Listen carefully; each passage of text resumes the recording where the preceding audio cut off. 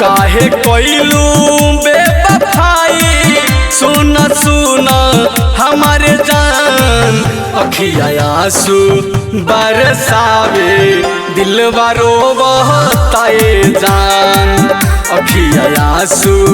बरसावे दिलवा रोवताए जान दुनिया को है हमके पागल सुन लागे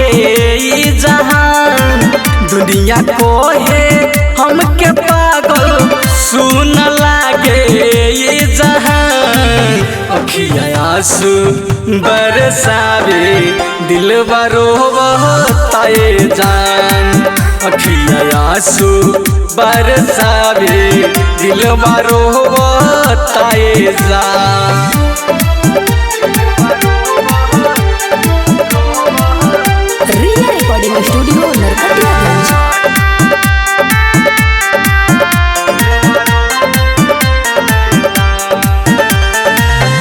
केतनो भुलावल चाही भूल नहीं पाइले पी के शराब जान दिल के समझाइले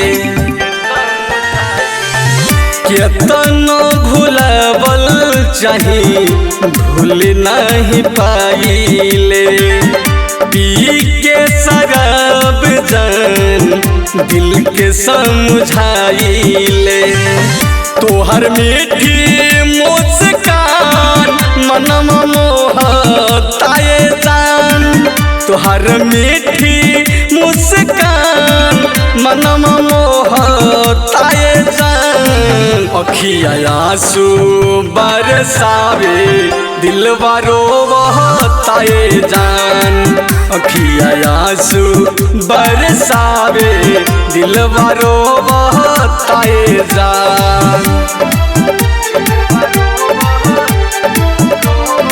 मिक्स बाय गोलू संजीव।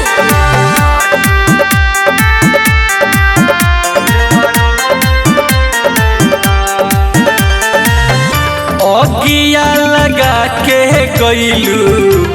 महले बना के देहले बाड़ू धोखा जान सपना सजा के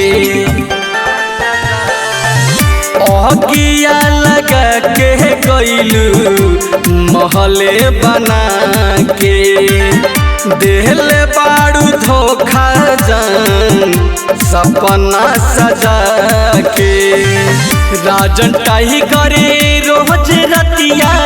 में न सोवताए जान गोलू संजीव रोज रतिया में न सोवताए जान अखिया आंसू बरसावे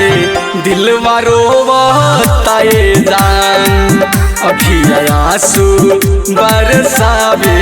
दिलवा रोवताए जान। रिया रिकॉर्डिंग स्टूडियो नरकटियागंज।